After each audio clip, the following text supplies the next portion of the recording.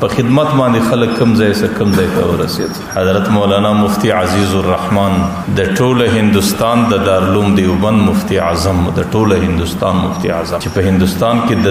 د پشان بل مفتی نسو پیدا، چې د هغې چې کومې فتاواوي دي تر اوسه پورې را روانې دي، چاپېږي چې اوس غالبا څو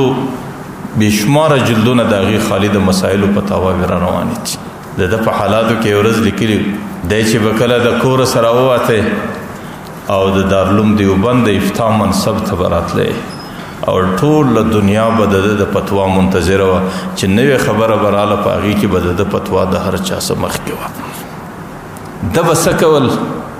د کوره سره نږدې د یو څو کونډو زنانو بوډۍ زنانې د هغو کورونه به یو ځل به ورغلی په دې ټولو کورو به وګرځېدی، هغه بوډۍ به راووتې، ده به ورته ویلی چې ستاسو که شی په کار یې زه درله راوړم، زه بازار له ځم ورته راځم. چا به مرچ ځینه وغوښتو، چا به ګوړه ځینه وغوښته او چا به سبزي ځینه وغوښته، چا به بره ځینه وغوښته، چا به دڼیا ځینه وغوښته، چا به شولې ځینه وغوښتې، چا به چیز ځینه وغوښتل. دا به ټول د پر کاغذ لیکل د ځانه سره او بیا به دی تلی بازار له، بیا به یې هغې باندې پر شا راوړل، بیا به یې په دې ټولو کورو باندې ګرځول چې دا به یې ورکړل. کله کله به هغه زنانو ویې به ورته ویل مولوي صاحب ما دا شی راغوښتی دی تا غلط راوړی دی، ما دونه راغوښتی دی تا دونه راوړی دی. ده به ورته ویل ته مه پریشانه کېږه زه دوباره ځم. بیا به دوباره بازار له ولاړی چې د کور د هغې د دې کلي د هغې بوډۍ زنانو د ټولو خدمت به فرض سو. بیا به دی راتلی د افتاء منصب، بیا چې به کله د افتاء پر منصب باندې کښېناستی چې د ده د لاسه څه به کومه فتوا ووتله، په الله قسم په عربو او عجمو کې به چا د هغې جواب بیا نسو پېښولی چې د هغې خپله زندګي به په دې شکل باندې وله. لیکن د دې څه وروسته چې به بیا د کومه افتاء در لاس وایستله، بیا به په عربو او عجمو کې د هغې جواب د چا سره نه و چې څوک د هغې جواب پېښ کړي. زه درته وایم چې الله تعالی چې انسان ته په لوړ نظر باندې ګوري، هغې د خدمت په جذبه باندې ګوري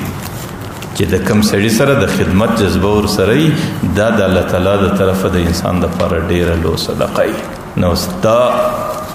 حضرت ابوذر حدیث ما درته وایي چې پیغمبر علیه صلات وسلام وایي سهار چې سړی راکښیني پر هغه سړي چې په بدن کې څومره جوړونه او بندونه دي د هغې ټولو په مقدار صدقې کول پر ده باندې دي. او پیغمبر علیه السلام وایي د انسان په بدن کې 360 جوړه دي. نو د دې معنا دا چې پر هر سړي باندې سهار 360 صدقې دي. اوس هغه صدقې به دی څنګه پوره کوي؟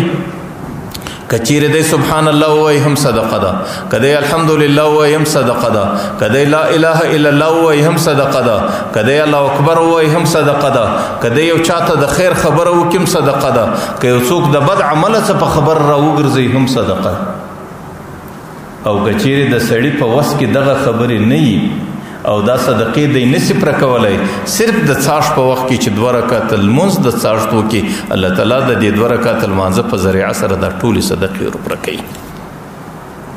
حضرت ابو هریره رضی الله عنه وایي چې دا خو ټولې صدقې دي، لیکن هغې دا هم ورسره زیاته کړې ده که چیرې یو مسلمان د 2 مسلمانانو په مابین کې صلح ور وکړي، د 2 مسلمانانو په مابین کې په قریبانو کې یا د 2 مسلمانانو په مابین کې په همسایګانو کې یا د 2 کسانو په مابین کې د سړي په تعلقدارانو کې لږ پریشانی د هغې په مابین کې کوشش وکړي چې دا پریشانی ختم سي، هم الله تعالی دا د په صدقه کې ورشماري. نو دام یو قسم پیغمبر علیه صلات وسلام وایي صدقه ده چې د 2 مسلمانانو په مابین کې ته صلح ورور او صلح کول د پیغمبر علیه صلات وسلام په دین او په شریعت کې دا ډېر اهم عمل دی چې مسلمانانو په مابین کې صلح وسي. حضرت ابو امامه رضی الله عنه د پیغمبر علیه السلام یو حدیث را نقل کوي، وایي که چیرې د یو مسلمان ناجوړی د هغې ناجوړۍ پوښتنې ته ورتلل دا ډېر ثواب لري، که در 1 میله پورې هم باید چې سړی پسې ولاړ سي. او که چیرې ته د یو مسلمان ورور راغلی دی د هغې سره ملاقات کول غواړې نو دا هم ډېر ثواب دی، که در 2 میله پورې هم باید چې سړی تګ پسې وکړي. او که چیرې د مسلمانانو په مابین کې پریشانی ناراضګي نو د هغې دپاره بیا در 3 میله پورې باید چې سړی سفر وکړي او تګ وکړي. ځکه صلح د مسلمانانو په مابین کې کول دا په دې امت کې ډېره لو صدقه ده.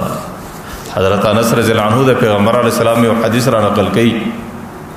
که چیرې یو مسلمان په صفا نیت باندې